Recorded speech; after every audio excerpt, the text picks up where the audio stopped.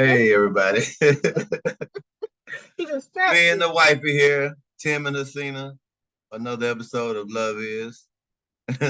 This here we got a heated debate, a heated topic. I'm sure everybody has heard the Tyler Perry comments, the Tyler Perry statement in which he said that black women, should lower their standards for men that actually love and care and cherish them. And we're here to debate that topic today. Me personally, I feel that the ratio from women to men is 7-1. And most of the good men, wealthy men, are staying in that wealthy network.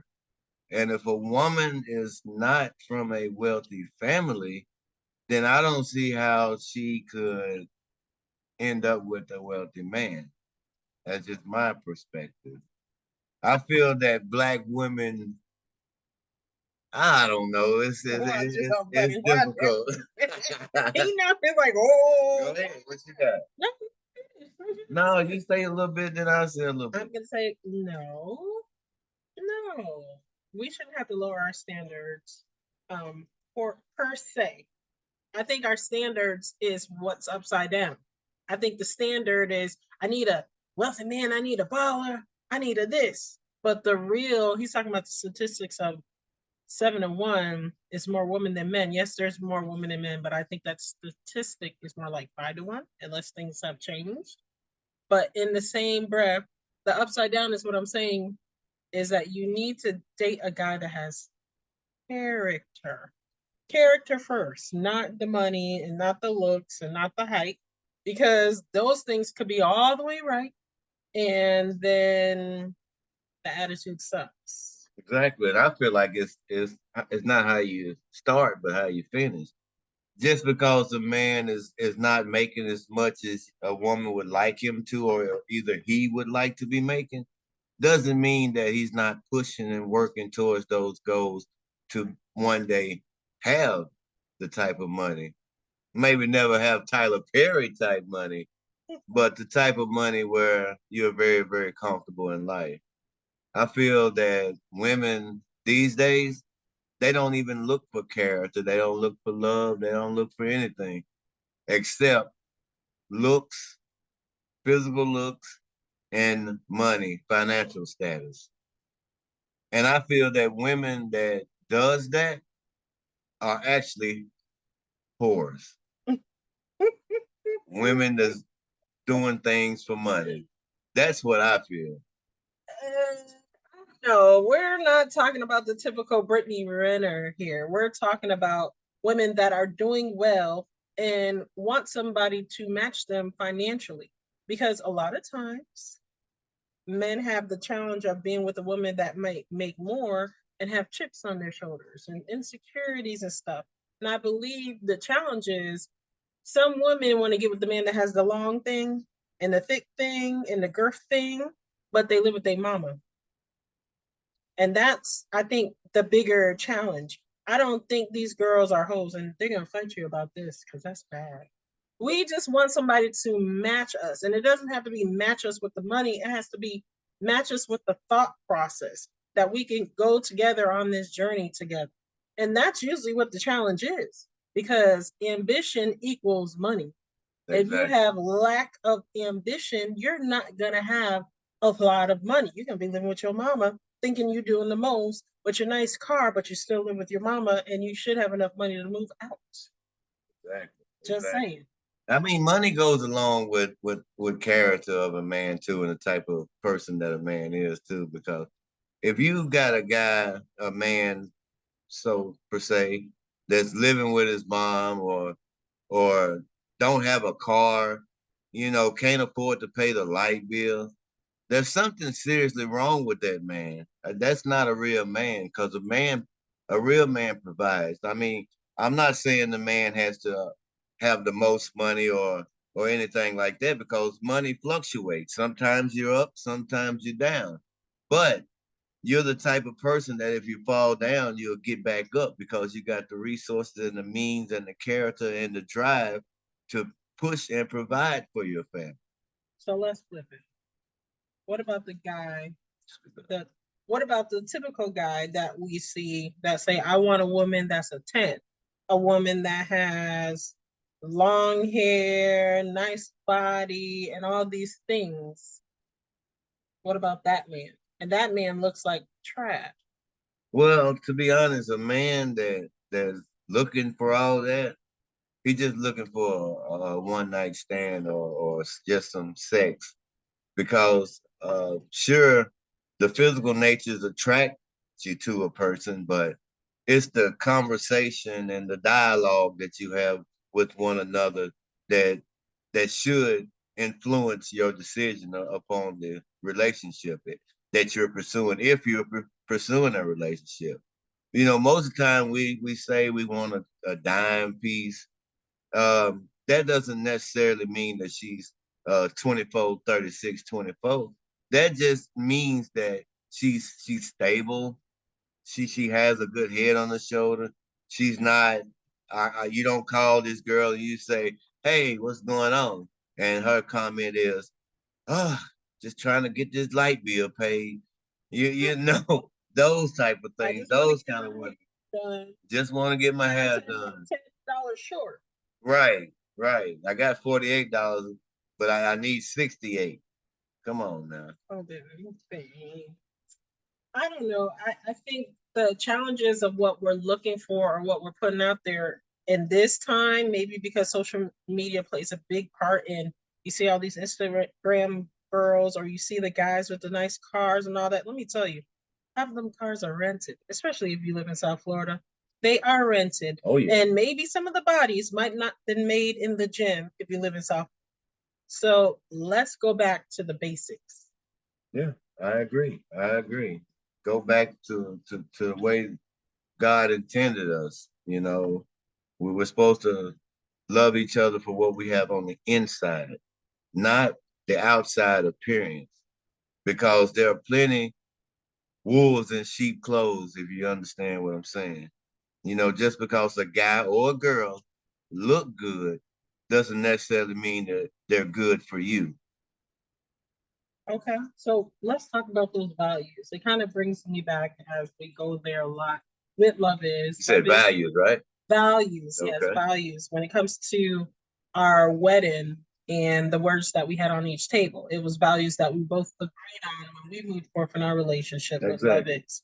Like communication, Loyalty, right? trust, Honesty, yes, all that good stuff. yeah. Physical, Attraction, well, not physical attraction, touch. physical touch. I think it was affection that was on the table. But I mean, those things are important. No, and again, knowing who you are and knowing that if you don't want to settle, don't settle for the dude that doesn't have ambition. That's not moving forward. Um, my tea. I talk about my tea because my tea. I'm drinking yogi tea. No, I'm not getting paid to do this. I'm just saying it just in case. It's like a herbal tea. Every beat of your heart is the rhythm of your soul. When I heard that or heard it, when I read it, the first thing I thought about was ambition, ambition, the beat. Your beat doesn't stop. So you got to keep on going. That's the evolution, that's the growth.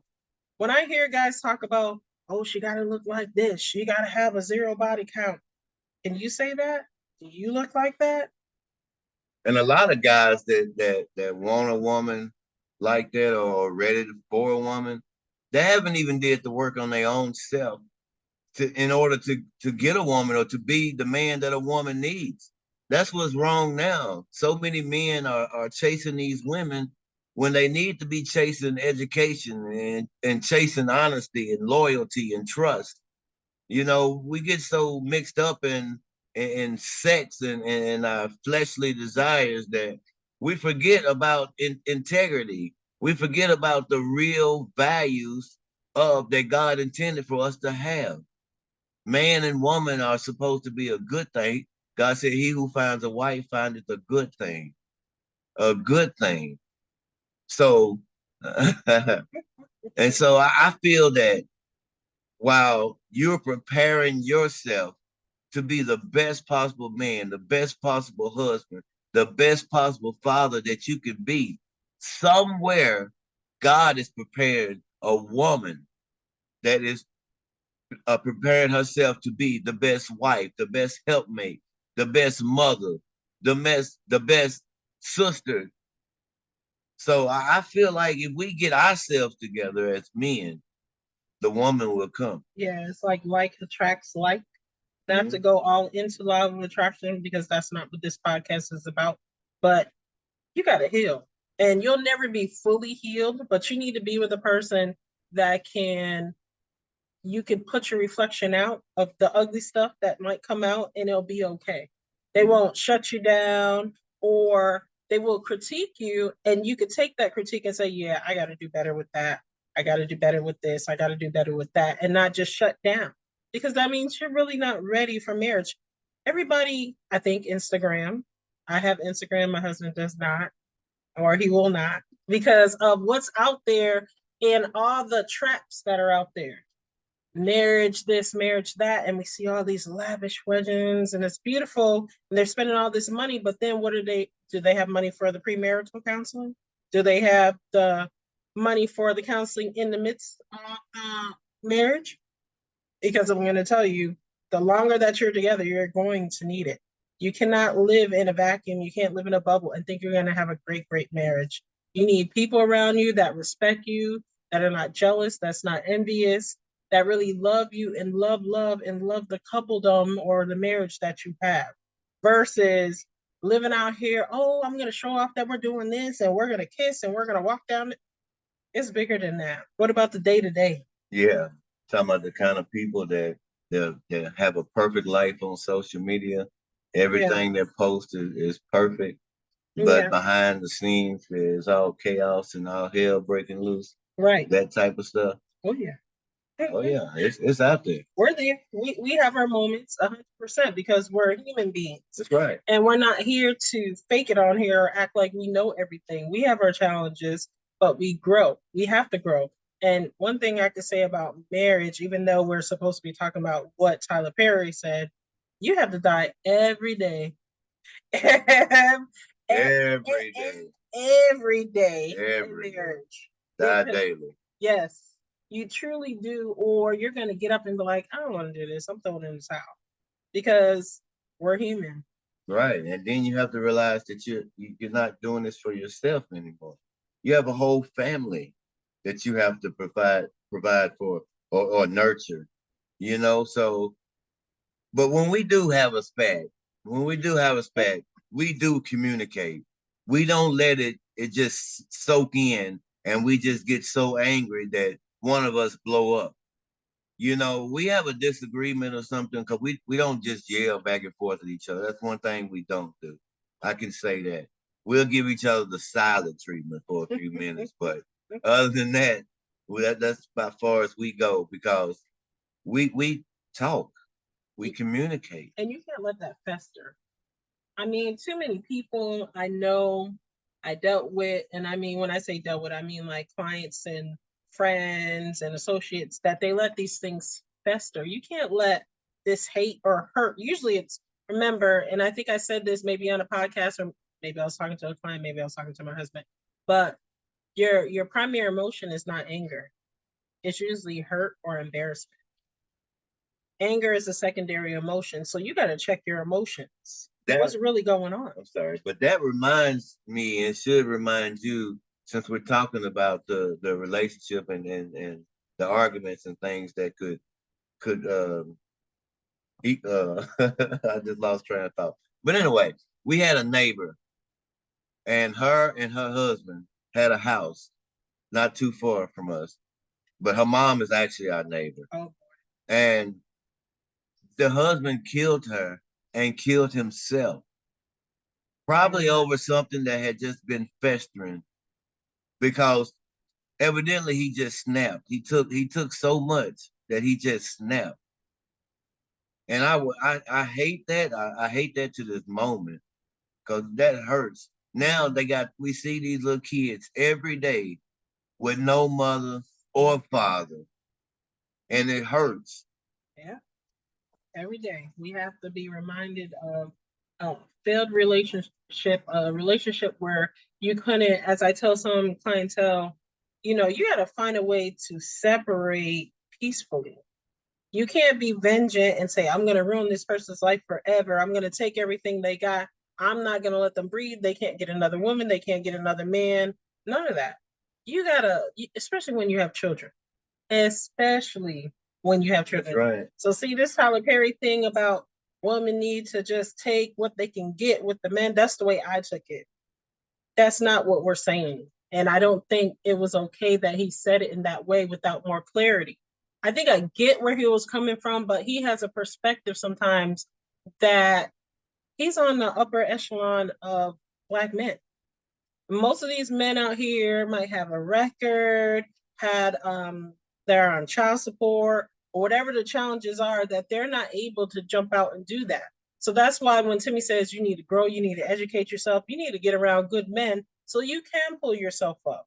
There's no more excuses. The education is there, YouTube is there, books are there, your brotherhood is there. You just got to find it. Exactly. Although being a Black male in this world is, we already got two strikes against us. We already got everything lined up for us to fail. So it is of utmost importance that we take it serious from the beginning. We take it serious. We educate our kids, because we're at the age now where we've learned. We've learned, but it's up to us to teach our kids, because the school system is not going to teach our kids. The school system is not going to teach Gianni how to be a man. That's up that's That's up the to boy. that's up to the me. Right.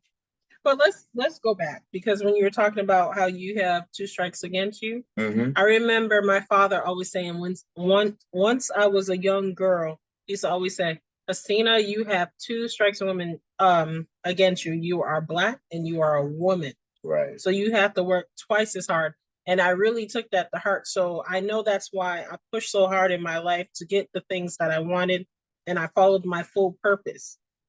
We're gonna go there, and it just popped up in my head. It wasn't rehearsed or anything. Like, it's never rehearsed anyway. We might write a couple notes, or I might write a couple notes, and that's it. But what about the dynamic sometimes within our family culture of push the girls out and hold on to the boys, where the boys are being coddled, Feminized. feminized, make them toxic, think that they're entitled for things that maybe they're not entitled to. They also have to get out under mama's wing and go get that thing, just like they push the daughters out and say, you got to be strong and independent. You can't wait on no man. You got to make your own money. This is why we're having the issue we're having, I think, partly, not 100%, but partly because a lot of mothers hold on to their sons, or they want their sons to be their husbands instead of their sons. That, and the fact that there's a lot of bitter baby mamas around. You know, there's Black women, white women, all kind of women that's bitter. But I want to focus on the Black women are bitter because either the man left them, or something to that effect, and therefore trying to repay the father of the child by not letting that father see that child. That definitely could be a thing. I can't say that was something that I would ever do in my past situation with my son, but safety comes first. So I don't know what everybody's situation is, but we can't hold this bitterness that we have for each other, for our children's mothers, for our children's fathers, for the children, because it's supposed to be about the children. And then when you get of a certain age, you can no longer blame the parent. It's now that you're an adult, you need to put the blame right back on you. Exactly. You can go learn, you can go get that bag, you can educate yourself, you can go to therapy, you can look on YouTube. I have a cousin that told me she had a challenge when she had her last couple of children. And she said, I felt depressed. I felt like I couldn't get past what happened. And what she did was go on YouTube and find things to help her get out of her funk. There's no excuse. All this negative spewing, all this sexuality spewing, all these things that we're seeing, I think social media really is the death of us. Yeah, me too. Me too. And another strike that the black man had also has is most of us didn't have a father growing up in the house that we grew up in. So it's hard to learn. I go back to what you saying about being catered by the mom. It's hard to grow up to be a man, to try to learn how to be a man from your mom. You That's either true. you turn to the streets, the neighborhood, you turn to gangs, you turn to any other form to try to get that feeling of wholeness. Well, I can say for me, and I'm going to be all the way honest, I'm hardcore, and I'm hardcore because I had to play in my household, mom and dad.